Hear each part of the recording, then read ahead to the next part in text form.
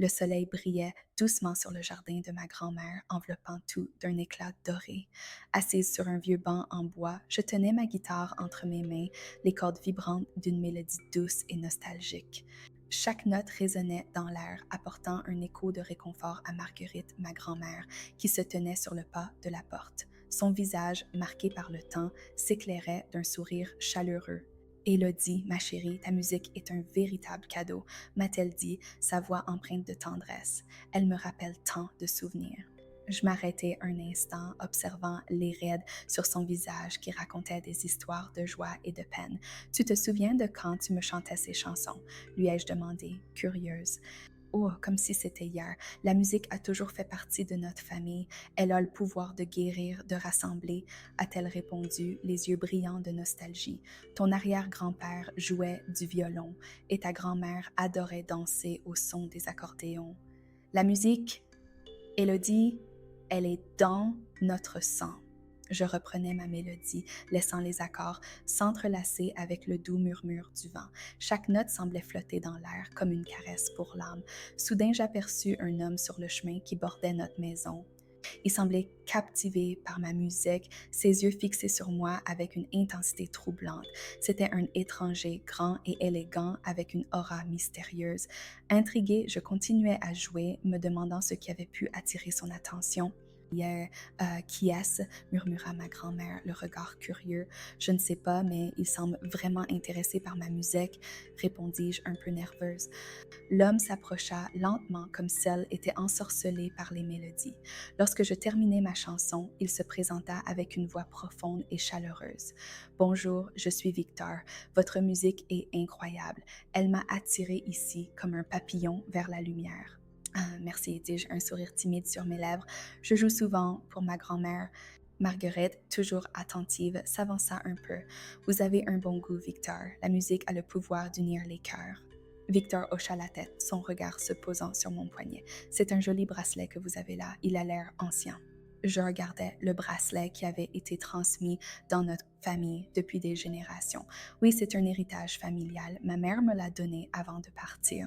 Victor fronça légèrement les sourcils, comme si quelque chose dans le bracelet avait éveillé sa curiosité. Savez-vous d'où il vient? Dire que pas vraiment, mais ma grand-mère pourrait connaître son histoire, répondis-je, regardant Marguerite. C'est un bracelet de protection, commença-t-elle, sa voix empreinte de sagesse. Il a été porté par des femmes de notre famille pendant des siècles. Il est censé nous protéger des malheurs. Victor écoutait attentivement, l'air pensif. J'aimerais en savoir plus. Peut-être pourrais-je revenir un jour et écouter votre musique à nouveau. Avec plaisir, m'écriai-je, le cœur battant d'excitation. Je joue tous les après-midi. Il sourit, un éclat d'intérêt dans ses yeux. Alors, je reviendrai. Et qui sait, peut-être que je vous apporterai une surprise? Alors qu'il s'éloignait, je ressentais une étrange connexion avec lui, comme si notre rencontre n'était pas simplement le fruit du hasard. Je me retournai vers ma grand-mère, qui observait Victor partir avec une lueur d'intrigue dans le regard. Que penses-tu de lui, mamie? Demandai-je.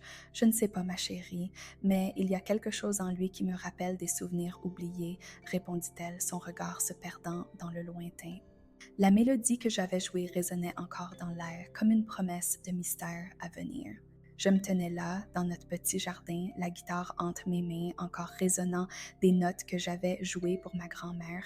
Marguerite, assise sur la vieille chaise en bois, me regardait avec un sourire qui mélangeait tendresse et mélancolie.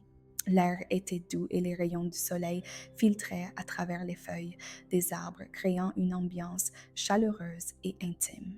Quand Victor s'approcha, je ne pouvais pas m'empêcher d'être intriguée par son regard. Il avait ce mélange de mystère et de curiosité qui m'intriguait. « Bonjour, mademoiselle », commença-t-il, sa voix grave résonnant comme une mélodie familière. « Je suis Victor. J'ai été captivé par votre musique. Pourriez-vous me parler de ce bracelet que vous portez? » Je le regardais, surprise. « Le bracelet ?» demandai-je en touchant l'objet délicat qui ornait mon poignet. Marguerite, d'un geste lent, leva les yeux vers lui. « Ce bracelet a une histoire, dit-elle, sa voix empreinte d'une sagesse que seuls les âges avancés peuvent porter. Il a été transmis de génération en génération dans notre famille. » Victor s'approcha un peu plus, comme s'il voulait se rapprocher des souvenirs que ce bracelet évoquait. J'ai toujours été fasciné par les objets ayant une histoire. Que représente-t-il pour vous? Demanda-t-il. Marguerite se redressa légèrement, le regard perdu dans le passé. Il symbolise la force et la résilience de notre lignée. Ma mère me l'a donné quand j'étais jeune et avant elle, ma grand-mère l'avait reçu. Chaque femme de notre famille a vécu des épreuves, mais ce bracelet nous rappelle de ne jamais abandonner. Ah, c'est Nick. Je pouvais voir dans les yeux de Victor une lueur d'intérêt. C'est fascinant, dit-il, presque dans un souffle. J'aimerais en savoir plus. Peut-être que vous pourriez me raconter l'histoire de votre famille autour d'un café un jour. Je ressentis une petite étincelle de connexion entre nous. Cela pourrait être une bonne idée, répondis-je, un sourire se dessinant sur mes lèvres. Si vous voulez, vous pouvez revenir écouter ma musique pendant que je joue. Victor hocha la tête, un sourire complice sur son visage. Je serai ravie de revenir et j'ai une surprise pour vous, ajouta-t-il, son regard pétillant d'excitation. Je vais chercher quelque chose qui pourrait vous intéresser. Marguerite, visiblement amusée par l'échange, se tourna vers moi après qu'il soit parti. Qui aurait cru qu'un homme comme lui s'intéresserait à notre histoire? Demanda-t-elle, un éclat de curiosité dans ses yeux. Tu devrais être prudente, Élodie. Les gens viennent souvent avec des intentions cachées. Je sais, grand-mère, mais il semble différent, répondis-je, assise à ses côtés. Sa curiosité me fait penser qu'il cherche quelque chose de sincère. Elle soupira, son regard se perdant à nouveau dans le jardin. La vie a une façon de nous surprendre, ma chérie. Parfois, les rencontres les plus inattendues peuvent nous mener à des découvertes incroyables. Je lui pris la main, ressentant le lien indéfectible qui nous unissait. Quoi qu'il arrive, je te protégerai, déclarai-je avec détermination. Nous restâmes là un moment, en silence, écoutant le chant des oiseaux et le murmure du vent dans les arbres. Je savais que quelque chose de spécial se préparait, mais je ne pouvais pas imaginer les révélations que la vie nous réservait. C'était comme si le destin avait décidé de tisser nos vies ensemble et j'étais impatiente de découvrir où cette mélodie nous mènerait. Je me suis réveillée ce matin-là avec une excitation palpable. La promesse de la visite de Victor résonnait encore dans ma tête comme une douce mélodie qui refusait de me quitter. J'avais rêvé de lui, de son sourire énigmatique et de son regard intense qui semblait percevoir des choses que je ne comprenais pas encore. J'ai pris ma guitare, l'instrument qui avait toujours été mon refuge, et je me suis installée dans le jardin, espérant que la musique attirerait des souvenirs de ma grand-mère, Marguerite. Élodie, ma chérie, tu es là. La voix de Marguerite m'a tirée de mes pensées. Je l'ai vue apparaître sur le seuil de la porte, son visage marqué par les années, mais illuminé par un sourire. Je t'entends jouer, c'est magnifique. Merci, mamie. J'ai hâte que Victor revienne. Il a dit qu'il apporterait un livre de musique rare. Je suis impatiente de découvrir ces nouvelles mélodies. Mes yeux brillaient d'enthousiasme, mais je pouvais voir une lueur d'inquiétude dans son regard. Oui, Victor, murmura-t-elle, perdue dans ses pensées. Il est très mystérieux, cet homme. Juste à ce moment-là, Victor est arrivé, un vieux livre sous le bras. Bonjour, mesdames, s'exclama-t-il, un sourire chaleureux sur le visage. J'ai trouvé quelque chose d'intéressant pour vous. Eki Carly et So. Il a ouvert le livre avec soin, révélant des pages jaunies par le temps, pleines de notes et de mélodies. Ce sont des morceaux rares, certains écrits par des compositeurs oubliés. Je pense que vous pourriez y trouver l'inspiration. Je ne pouvais pas m'empêcher de sourire. Laisse-moi essayer quelques-unes de ces mélodies. Mes doigts ont commencé à glisser sur les cordes de ma guitare et une douce musique a empli l'air. Les notes dansaient autour de nous et je pouvais voir Marguerite fermer les yeux, savourant chaque instant. C'est magnifique, Élodie. Tu as ce don de faire revivre les souvenirs à travers la musique, a-t-elle dit, sa voix empreinte d'émotion. Victor, assis à côté de nous, semblait captivé. Je pouvais voir les souvenirs affluer dans ses yeux. C'est incroyable, Élodie, je n'ai jamais entendu quelque chose d'aussi touchant. En feuilletant le livre, Marguerite s'est soudain figée. Qu'est-ce que c'est? Murmura-t-elle, le visage blême. Elle avait découvert une photo jaunie encadrée dans une page. Une jeune femme, belle et pleine de vie, ressemblait étrangement à elle. Mamie, converse-moi, qu'est-ce qui se passe? Demandai-je, prête à poser ma guitare. Cette femme, elle ressemble à moi, mais Sa voix tremblait et je pouvais voir la confusion dans ses yeux. Victor s'est penché en avant, intrigué. Qui est-elle? Marguerite a pointé la photo, ses mains tremblant légèrement. Je ne sais pas, je n'ai jamais vu cette image auparavant, mais elle dégage quelque chose de familier. Un silence pesant est tombé sur nous, chacun perdu dans ses propres pensées. Je pouvais sentir le poids de l'inquiétude grandir dans l'air. Peut-être que ce livre a une histoire à raconter, proposai-je, essayant de briser la tension. Victor a hoché la tête. Oui, et je suis déterminée à découvrir tous les secrets qu'il renferme. Margaret a finalement repris ses esprits, mais je pouvais voir que l'image dans le livre l'avait profondément troublée. Je vais devoir réfléchir à tout cela. Élodie continue de jouer, la musique aide à apaiser l'esprit. Je suis retournée à ma guitare, jouant une mélodie douce pour réconforter ma grand-mère, même si je sentais que quelque chose de plus grand se tramait derrière cette découverte. Les notes s'élevaient autour de nous, mais la question qui pesait dans l'air restait sans réponse. Qui était cette femme sur la photo et quel lien avait-elle avec notre passé? Je me suis réveillée ce matin-là avec un sentiment d'inquiétude qui me rongeait. La photo de la jeune femme dans le livre de musique tournait en boucle dans mon esprit. Qui était-elle vraiment? Pourquoi ressemblait-elle tellement à ma grand-mère? Je savais que Marguerite était troublée et je voulais l'aider à trouver des réponses. Grand-mère, dis-je en entrant dans sa chambre, comment te sens-tu aujourd'hui? Elle était assise sur le bord du lit, le regard perdu dans le vide. Ses mains tremblaient légèrement alors qu'elle caressait le bracelet que je portais. Ce même bracelet qui avait maintenant pris une nouvelle dimension dans notre histoire. Élodie, ma chérie, sa voix était douce, mais je pouvais entendre l'angoisse sous-jacente. Je ne peux pas m'empêcher de penser à cette femme. Elle a quelque chose de familier, comme un écho du passé. Je m'approchai d'elle et pris sa main. Que dirais-tu si je te jouais une mélodie? Peut-être que cela t'apportera un peu de réconfort. Elle acquiesça et je sortis ma guitare de son coin habituel. Je commençai à jouer une douce chanson que j'avais composée pour elle, une mélodie qui évoquait des souvenirs et des rires. Les notes flottaient dans l'air comme une brise légère et je voyais peu à peu le visage de ma grand-mère se détendre. C'est beau, Élodie, murmura-t-elle, les yeux fermés. Cela me rappelle des temps plus heureux. Je continuais à jouer, mettant tout mon cœur dans chaque note. Au fur et à mesure que la musique emplissait la pièce, je pouvais sentir la tension s'évaporer. Mais au fond de moi, je savais que la mélodie ne suffirait pas à apaiser sa douleur. Il fallait agir, trouver des réponses. Après ma petite performance, je me tournai vers Marguerite. Que ferais-tu si tu avais la chance de découvrir qui elle est? Je ne sais pas, admit-elle. J'ai peur de ce que je pourrais découvrir. Juste à ce moment-là, Victor entra dans la pièce, une lueur d'enthousiasme dans ses yeux. « Bonjour, mesdames, j'ai une idée. Pourquoi ne pas organiser un petit concert dans le village? Cela pourrait rassembler la communauté et donner à tout le monde l'occasion de partager des souvenirs. » Je vis le regard de Marguerite s'illuminer. Un concert, cela pourrait être une bonne idée, Victor. La musique a toujours eu le pouvoir de rassembler les gens. Exactement, répliqua-t-il avec un sourire. Et je pense que cela pourrait également être une manière pour toi de te libérer un peu, Marguerite. Je me sentais en phase avec l'idée. Jouer pour notre village, pour nos voisins, pour ceux qui avaient partagé nos joies et nos peines, semblait être un moyen puissant de transcender notre propre douleur. Je peux jouer mes chansons et peut-être que quelques amis viendront apporter leur soutien, proposai-je. Marguerite acquiesça lentement et je pouvais voir une lueur d'espoir dans ses yeux. Oui, faisons cela. La musique peut nous aider à guérir.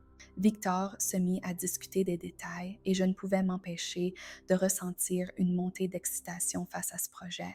Nous avons commencé à planifier le concert, à choisir les morceaux que je jouerais et à inviter des amis et voisins.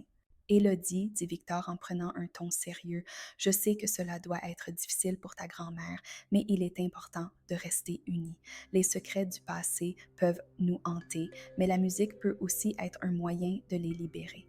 Je l'espère, répondis-je, réalisant à quel point il avait raison. La musique avait ce pouvoir presque magique de toucher les cœurs et de révéler des vérités enfouies. Alors que nous finalisions les préparatifs, je ne pouvais m'empêcher de penser à la jeune femme de la photo. Qui était-elle? Quel était son lien avec ma grand-mère? Ces questions tourbillonnaient dans mon esprit comme une mélodie inachevée attendant d'être révélée. Le jour du concert, une excitation palpable flottait dans l'air. Je me tenais sur la petite scène, ma guitare en main, mon cœur battant à tout rompre. Le soleil se couchait lentement, baignant le village d'une lumière dorée qui semblait annoncer quelque chose de magique. Les habitants étaient rassemblés, leurs visages illuminés par l'anticipation. Je pouvais voir Victor parmi eux, son regard fixé sur moi, mais aussi sur ma grand-mère Marguerite, assise au premier rang, un léger sourire sur le visage. Élodie, t'es prête? Me demanda Victor, s'approchant légèrement, une étincelle d'encouragement dans ses yeux. Oui, je crois. Jai choisit une mélodie qui lui rappelle son enfance, répondis-je, essayant de masquer la nervosité dans ma voix. C'est une belle idée, ta musique a ce pouvoir de toucher les cœurs, dit-il avec un sourire réconfortant. Je pris une profonde inspiration et commençai à jouer. Les premières notes s'élevèrent dans l'air douce et mélancolique, et je vis Marguerite fermer les yeux, laissant la musique l'emporter. Chaque accord résonnait comme un murmure du passé, et je pouvais presque sentir les souvenirs danser autour d'elle. Victor se tenait là, observant attentivement, comme s'il cherchait à déchiffrer un secret caché dans chaque note. La mélodie prenait vie et je me laissais emporter par l'émotion, les vibrations de ma guitare résonnant dans mon âme. Soudain, au milieu de ma performance, je vis Marguerite trembler légèrement. Mon cœur s'arrêta un instant. « Grand-mère » m'écriai-je, mais ma voix fut étouffée par la musique. Avant que je ne puisse comprendre ce qui se passait, elle se fondra, sa chaise basculant en arrière. La panique s'empara de l'auditoire et un murmure désapprobateur monta parmi les spectateurs. Je cessai immédiatement de jouer, mon regard fixé sur elle, une terreur sourde serrant ma poitrine. Marguerite, hurla Victor en se précipitant vers elle. Je le suivis, mon cœur battant à tout rompre. Les gens autour de nous s'agitaient, certains appelant à l'aide, d'autres essayant de maintenir l'ordre. Lorsque nous atteignîmes ma grand-mère, son visage était pâle, ses yeux clos. Je sentais mes larmes monter. « Que lui arrive-t-il » demandai-je, la voix tremblante. « Elle a besoin d'aide, Élodie. Reste ici, je vais chercher un médecin, » dit Victor, sa voix grave trahissant une inquiétude palpable. Je pris la main de Marguerite entre les miennes, sa chaleur me réconfortant un peu, mais je savais que quelque chose n'allait pas. Les minutes s'étiraient en une éternité. Les murmures des villageois se transformèrent en un brouhaha confus, mais je n'entendais que le battement de mon cœur et la respiration irrégulière de ma grand-mère. Finalement, une ambulance arriva et des médecins prirent le relais. Ils examinèrent Marguerite rapidement avant de la transporter sur une civière. Je ne pouvais pas la quitter des yeux. « Grand-mère, je suis là » criai-je, mais elle ne répondit pas. Dans l'hôpital, l'atmosphère était lourde d'angoisse. Victor et moi attendions dans la salle d'attente, le silence pesant comme une chape de plomb. Je me sentais perdue, incapable de penser à autre chose qu'à ma grand-mère allongée sur ce lit d'hôpital. Après ce qui sembla être une éternité, une infirmière sortit de la chambre. « Vous êtes les proches de Madame Marguerite ?» demanda-t-elle, regardant d'un air sérieux. « Oui, comment va-t-elle » interrogea Victor, la voix pleine d'angoisse. L'infirmière hocha la tête. « Elle est stable, mais elle murmure des choses confuses. Il est possible qu'elle soit désorientée en raison du stress. » Je me levais d'un bond. « Qu'est-ce qu'elle dit? Je ne suis pas certaine. Elle parle de souvenirs, de secrets, de sa sœur. » Ces mots résonnèrent en moi comme une cloche. Marguerite avait toujours été secrète à propos de son passé. Quoi d'autre? Insistant presque, une lueur d'espoir mêlée à l'angoisse. « Vous devriez entrer.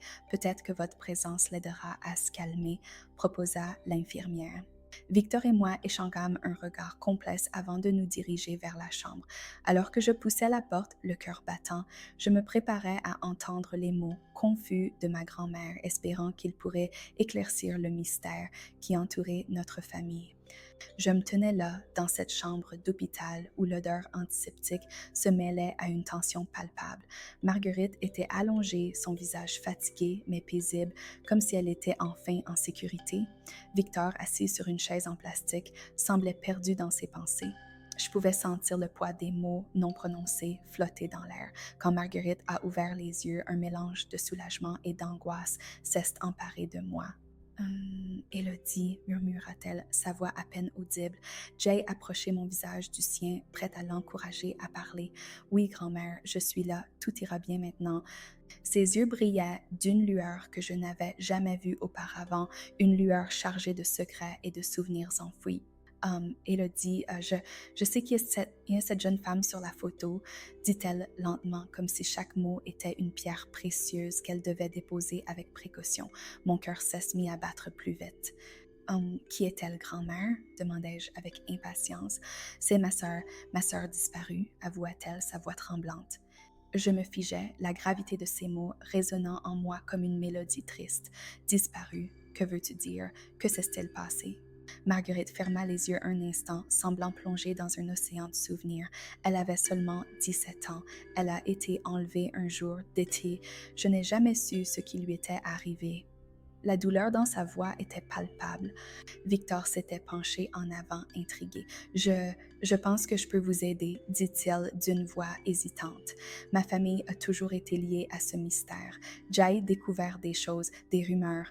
Marguerite ouvrit les yeux, fixant Victor avec une intensité nouvelle. Que sais-tu exactement? Mon grand-père était un homme influent. Il avait des ennemis et il y avait des histoires sur des enlèvements, des trafics. Sa voix se brisa légèrement. Je n'ai jamais voulu croire que cela pouvait toucher ma famille, mais mais quoi? Insista Marguerite, ses mains tremblant légèrement.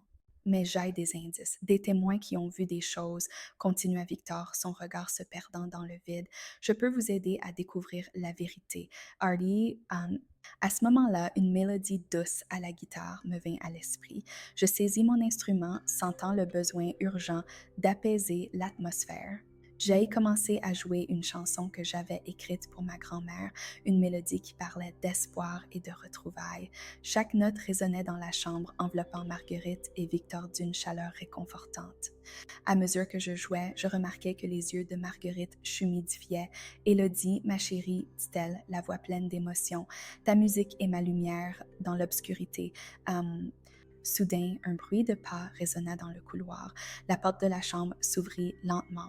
Une silhouette familière apparut dans l'embrasure de la porte. Mon cœur s'est arrêté. Qui était cette personne? Je plissai les yeux, essayant de distinguer les traits de ce visiteur inattendu. Victor et Marguerite, eux aussi, avaient tourné la tête, leurs expressions oscillant entre surprise et crainte. La silhouette s'avança et je réalisai que je connaissais ce visage. C'était celui d'une jeune femme, la même que sur la photo, mais plus âgée, avec une lueur de détermination dans ses yeux. Je suis de retour, dit-elle simplement, sa voix résonnant comme un écho du passé.